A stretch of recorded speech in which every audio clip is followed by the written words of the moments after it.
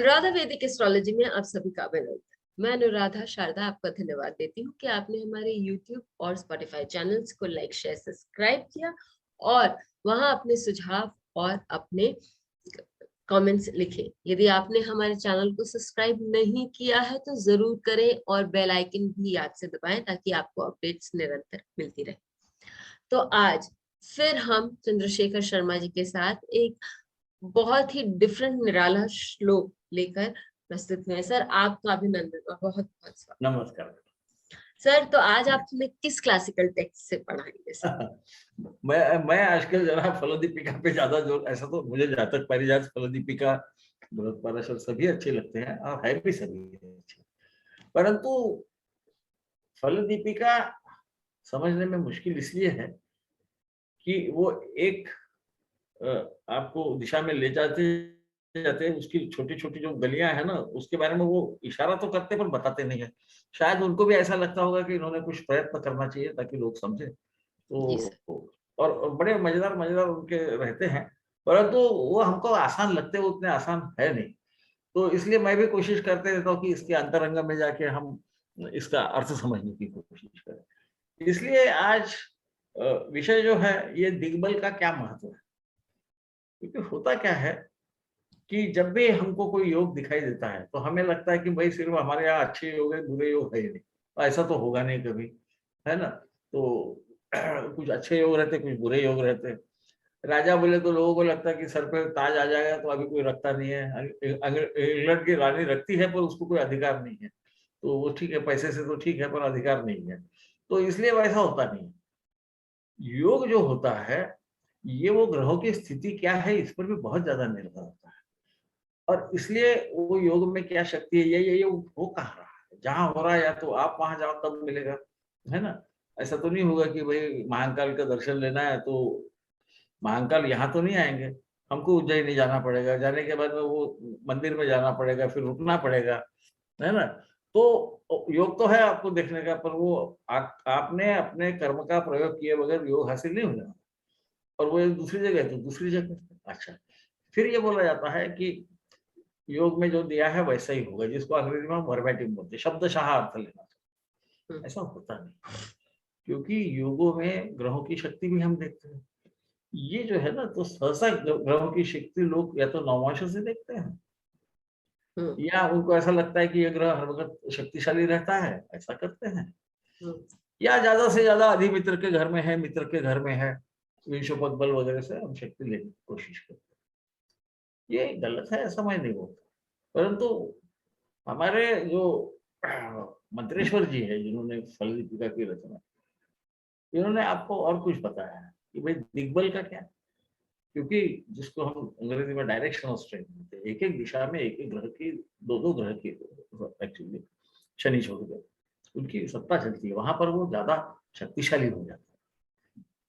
और इसलिए उन्होंने क्या कहा है कि द्वौ वा त्रयाद्या, यानी त्रय आदि दिग्बल युक्ता यदि जातक, यदि 2 या 3 ग्रह एक जातक के कुंडली दिग्बल युक्त हो तो क्ष्माभ्रंशद वंशे भूमिपति स्यात् जयशील।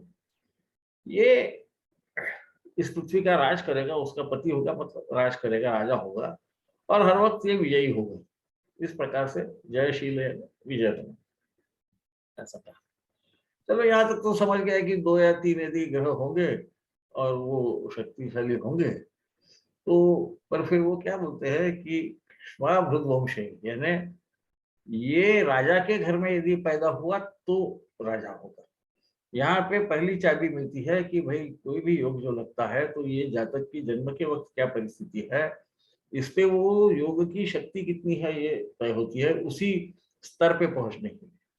जो पहले ऊपर के मंजिल पे है उसको थोड़ा सा क्षीण भी योग होगा तो भी उसको ज्यादा फल आपको लगेगा प्राप्त हो रहा है, उसे नहीं लगेगा, क्योंकि उसको मालूम है ठीक है मैं राजा का लड़का था तो राजा हो गया, अधिकार कुछ नहीं। ऐसे आप बहुत सारे राजाओं के लड़के देखते हो आजकल, पॉलिटिक्स में भी हम देखते हैं कि एक नेता का लड़का हो जाता है पर वो कुछ नहीं कर पाता, परंतु योग तो है, तो उसने कुछ भी कर्म नहीं किया तो भी उसको मिल तो जाएगा, परंतु क्या उसको वही अधिकार रहेगा?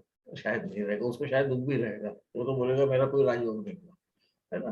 तो इस प्रकार से, इसलिए इसको और इसके आगे में जाके वो मैं जो बोल रहा हूँ उसको और पूरा कर रहा है। वो बोलते हित्वा मंदम, मंद हम शनि को बोलते हैं।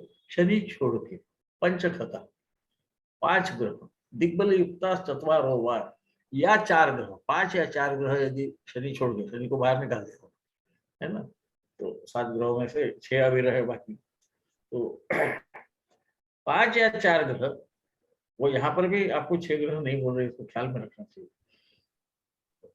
वा भूपति अन्य अन्वय जो भी, यदि वो भूपति होगा, भले वो थोड़े कम वंश में भी पैदा होगा, छोटे वंश में पैदा होगा, यानी राजा के यहाँ नहीं पैदा होगा, उसके जन्म के वक्त की परिस्थिति इतनी अच्छी नहीं होगी जितनी जहां वो पहुंचा है, तो इस प्रकार से होगा। इसका मतलब ऐसा है कि ज्यादा शक्तिशाली जब योग होगा तो कम स्थिति से आने वाला भी बहुत ऊपर चला जाएगा।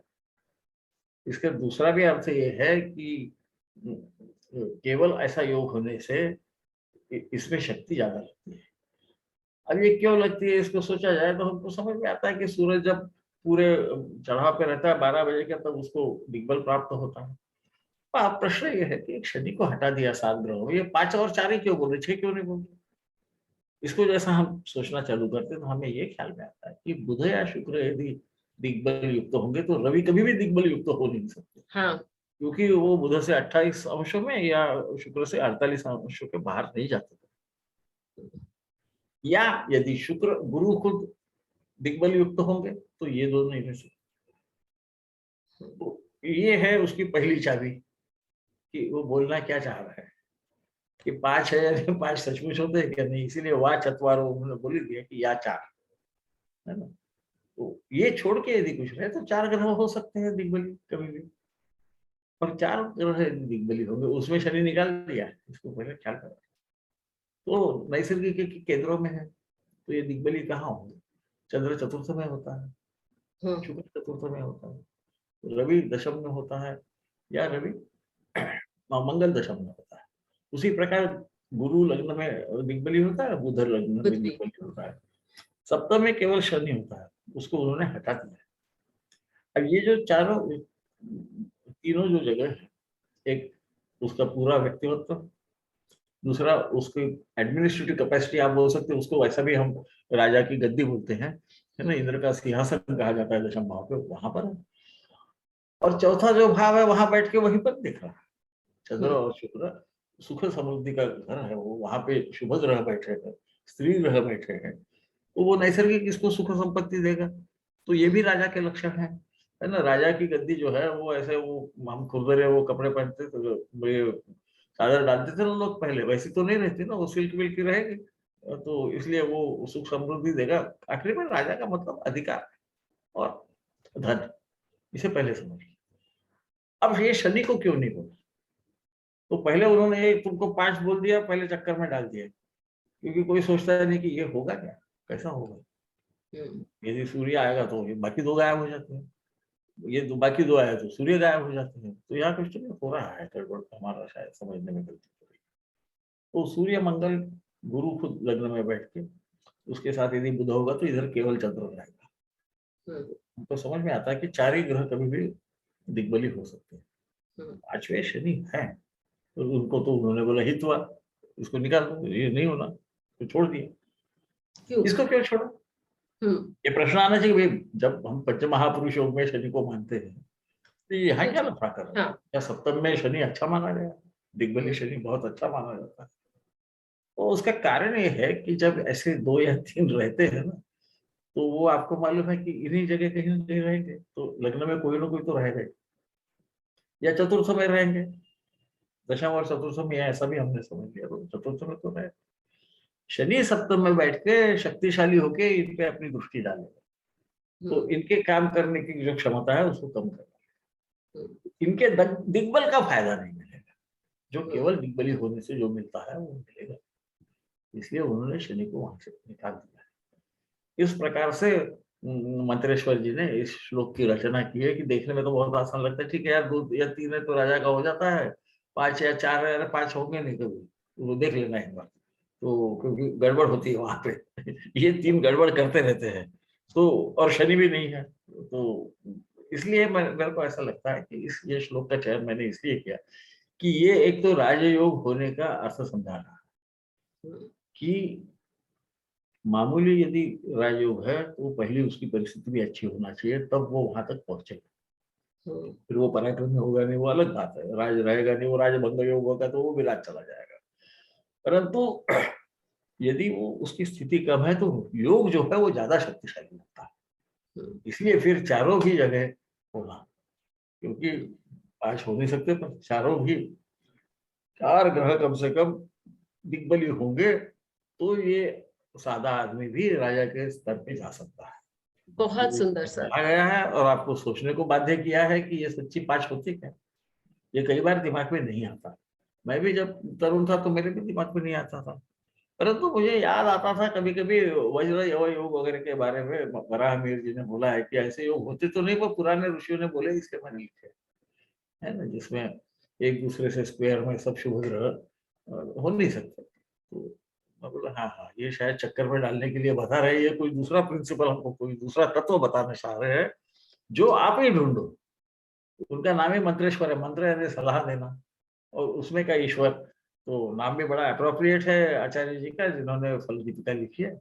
मैंने सोचा ये सर ये अच्छा बहुत काम में आ सुंदर जाए। एक श्लोक है, बहुत सुंदर, क्योंकि लास्ट का जो उन्होंने क्लू दिया, जिसको आपने बहुत अच्छे से समझाया कि वो किस तरह से वो क्लू क्यों दिया है, कि यदि वो एस्पेक्ट कर रहे हैं चतुर्थ भाव पे और सप्तम भाव में बैठ के एस्पेक्ट कर रहे हैं, लग्न को डायरेक्ट देख रहे हैं और दशम दृष्टि से चतुर्थ भाव को भी देख रहे हैं, तो वहां बैठे जो शुभ ग्रह है, चाहे वो बुध और गुरु हो या वो चाहे चंद्रमा और शुक्र हो, वो अपना जो काम है वो पूरी, और दिग्बली होने के कारण जितना वो फल दे सकते हैं वो नहीं दे पाए। इसका बहुत सुंदर एक्सप्लेनेशन है। और यदि हम चार्ट्स में लगा के देखें, मैं तो अपने दिमाग में लगा ही रही थी, यदि आप भी अपने आपको चार्ट्स आदत लगा है। के देखें तो आपको उसके फल बहुत सटीक नजर आएंगे। Thank you so much sir. प्रणाम। बेल आइकन को दबाएं ताकि आपको वीडियोस की अपडेट मिलती रहे। हमारे वीडियोस को लाइक करें, शेयर करें, उन पर कमेंट करें और हमारे चैनल को सब्सक्राइब करना न भूलें।